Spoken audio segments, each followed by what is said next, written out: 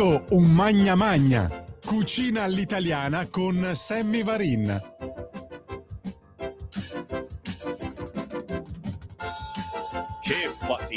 Che fatica, Francesco, stare dietro a tutti oggi, ragazzi, decine, centinaia di messaggi dalle 7:30 di questa mattina.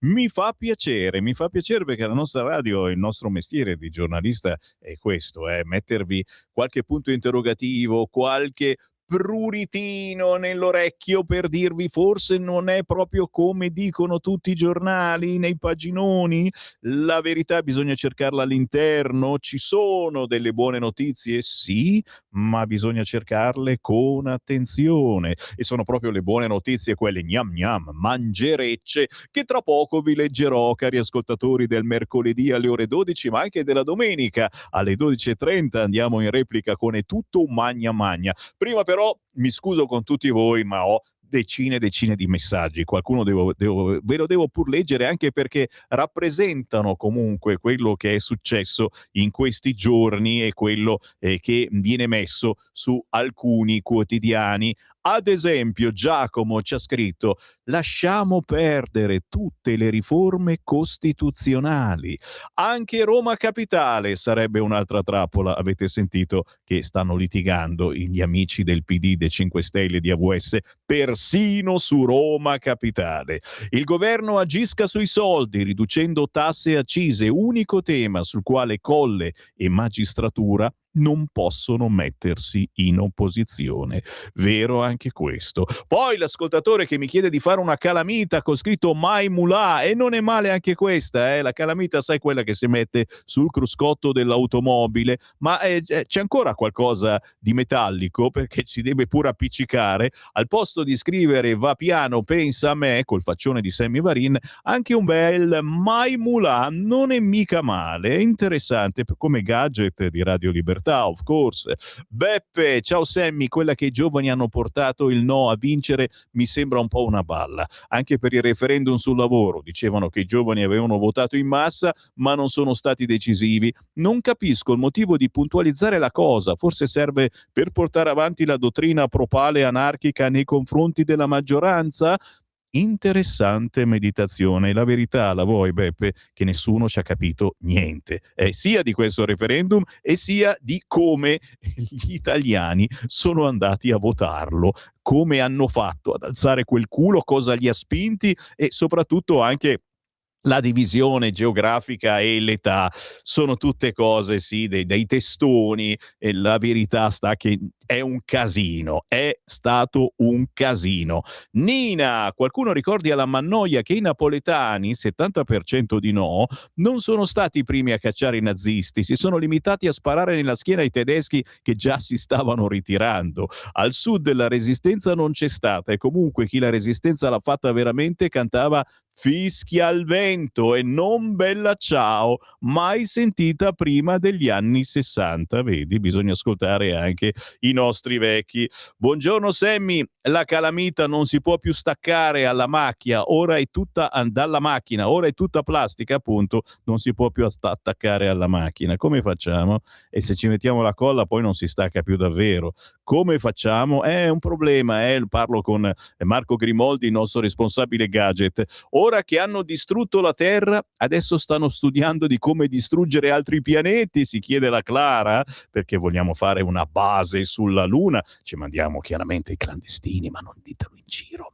Ciao Sammy, ma quei sapientoni che continuano a riferirsi al flop del referendum, perché non lo leggono politicamente? 3 regioni del nord hanno raggiunto circa il 46%, le regioni che tengono in piedi l'Italia, e tutte le rimanenti determinano lo sfacelo, quindi avanti Salvini e Meloni, non curatevi di loro. Plaudo comunque alla maggioranza silenziosa dei magistrati che non hanno visibilità e usano il loro tempo per lavorare. Non li conosciamo, non vanno in TV, non pontificano. Noi italiani paghiamo gli errori che alcuni commettono, mentre già avevamo fatto un referendum per la colpevolezza dei giudici e aveva vinto il sì. Inghippo? ci siamo noi che paghiamo. Sindaco di Milano Silvia Sardone, a proposito di proteste, sono d'accordissimo. E ancora i WhatsApp al 340 6709 659, codice di comportamento dei pubblici dipendenti, codici deontologici dei docenti, obbligano esplicitamente alla valutazione con obiettività e imparzialità, dato che i docenti non vogliono sporcarsi la reputazione di indottrinatori di sinistra, invitano la Salis a Milano. Ed è andata proprio così. E poi ci sono dei messaggi audio, cosa facciamo? Ci fidiamo? Provo sul cursore, Francesco, vediamo cosa dice questo.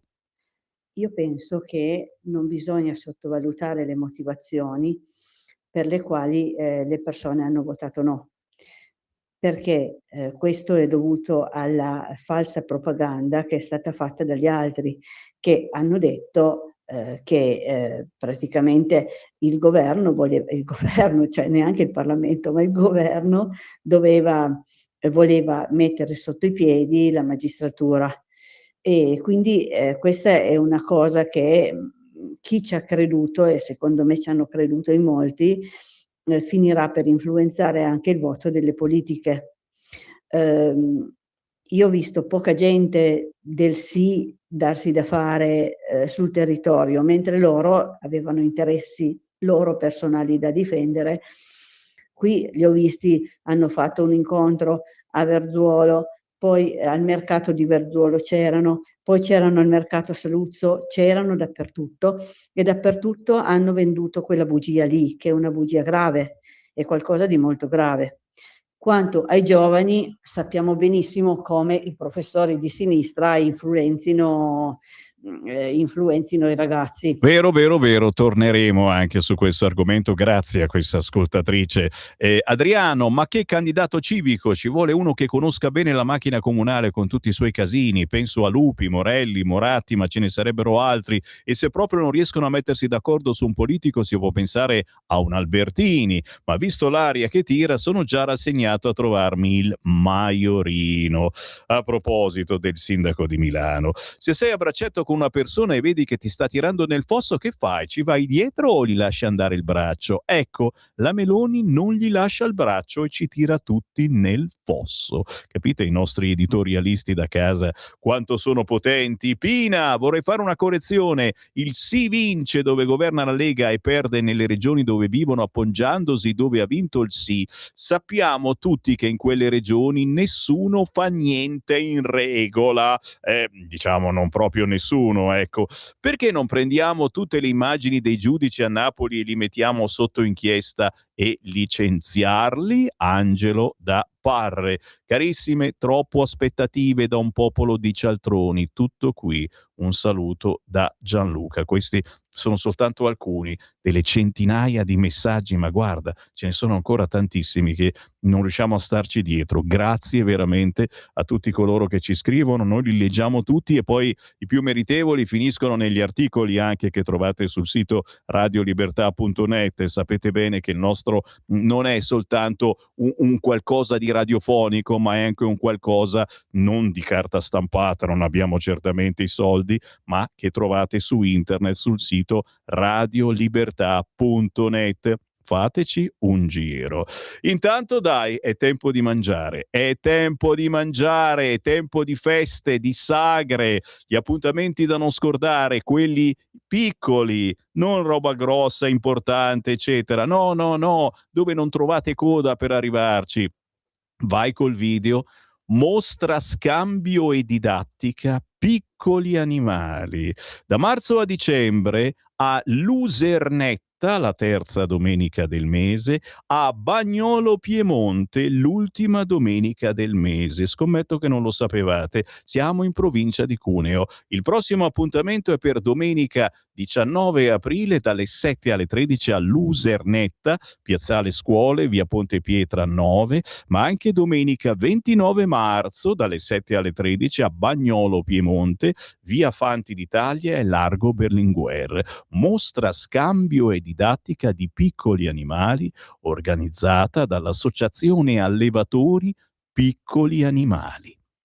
Mercatino solidale, qui siamo invece a Faenza, Ravenna, raccolta fondi sempre pro animali a Faenza, Piazzale Pancrazzi dalle 7:30 alle 20, 6 aprile. Antiquariato, modernariato, riciclo, creativi, oggettistica. Chiaramente, se siete espositori, fatevi avanti. Domenica 19 aprile, la seconda edizione di Primavera al Castello. Siamo al parco del Castello Cavour Sant'Ena, Torino, dalle 9 alle 19, ingresso gratuito. Oh, attenzione, queste sono anche belle occasioni per dire alla moglie: andiamo a farci un weekendino? Dai, partiamo venerdì sera, ci facciamo sabato e domenica in questo posto, magari un po' fuori zona, che vi frega, ma alziamo questo sederino dal divano, soprattutto visto che sta arrivando, è forse già arrivata, chissà, speriamo, la primavera.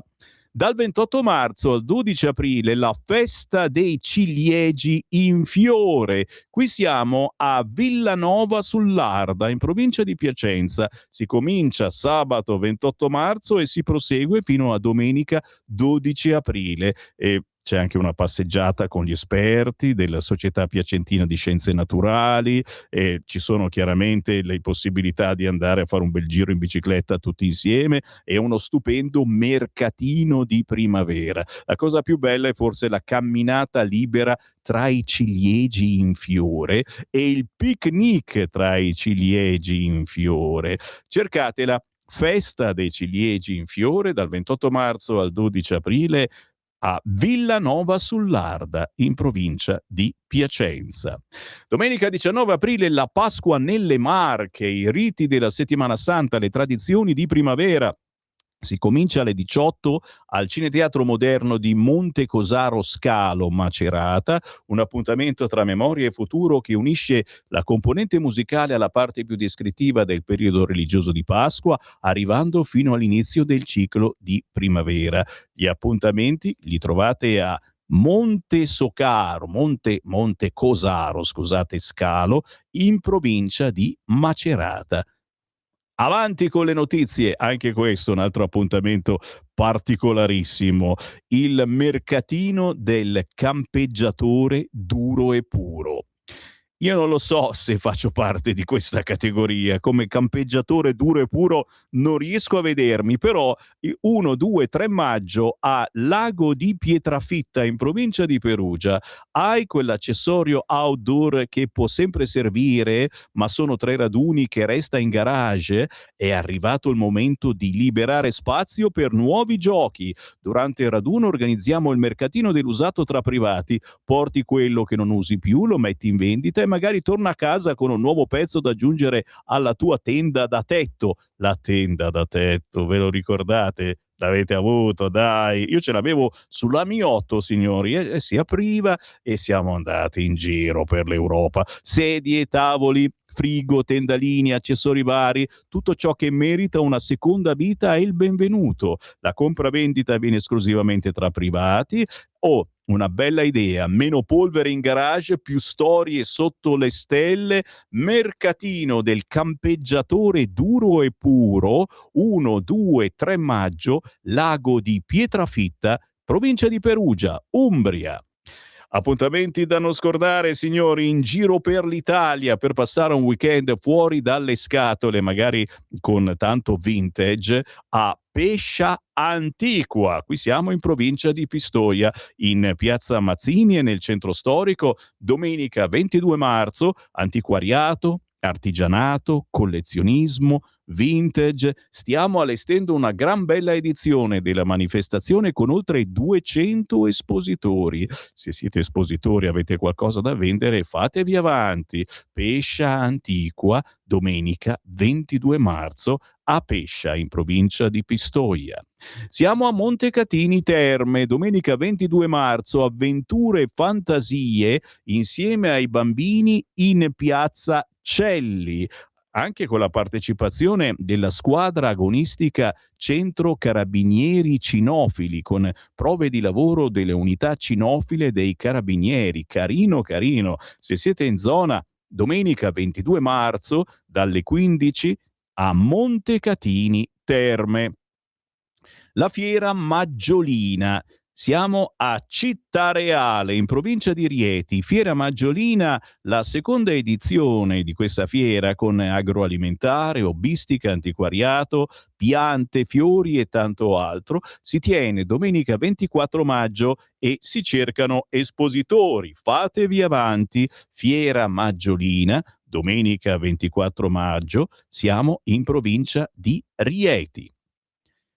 Avanti con le notizie, 21-22 marzo, anche questo un appuntamento carino carino, un po' fuori mano per noi, ma anche qui se ci scappa il weekend a Firenze, in piazza San Marco, dalle 10 alle 20, gli artigiani di Ars Manualis, l'eredità dei saperi, vi aspettano a Firenze. Ars Manualis, l'eredità dei saperi con artigianato artistico toscano.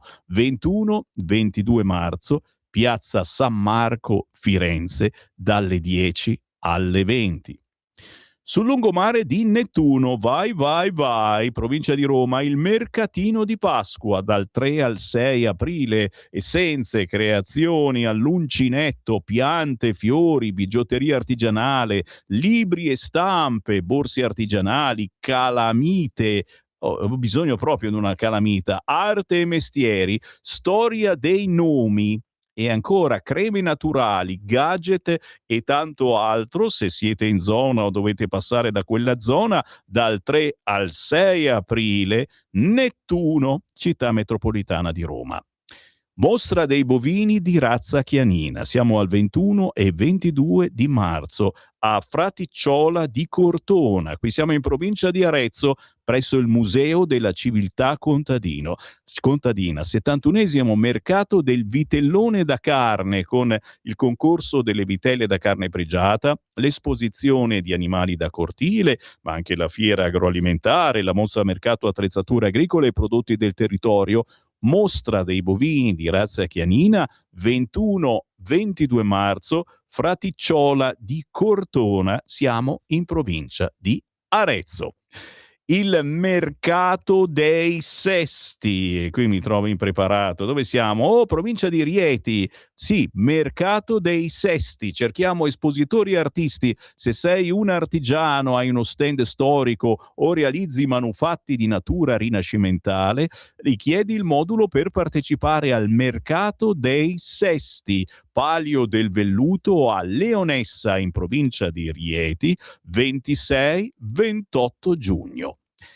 Il mercatino pasquale su Lungolago Garibaldi, siamo a 2 passi da Milano, a Sarnico, in provincia di Bergamo, Lago d'Iseo. Mercatino pasquale 4, 5, 6 aprile, dalle 9 alle 20.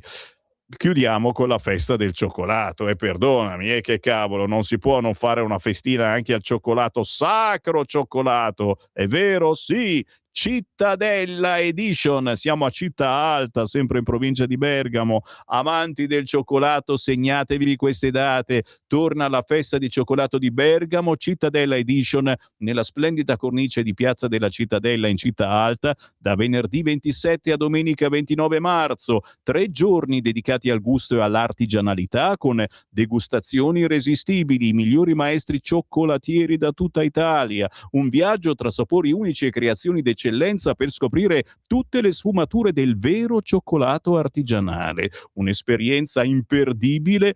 Sabato 28 marzo la degustazione di cioccolato abbinato al moscato di Scanzo. Taccio di infinite cose, ma se siete in zona, anche se non lo siete, ragazzi, è il caso di alzare veramente il culo. Da venerdì 27 a domenica 29 marzo, la terza festa del cioccolato a Città Alta, Bergamo. E con questo vado a mangiare, c'ho fame. Grazie a Francesco in regia, e il vostro Magna Magna ritorna la prossima settimana.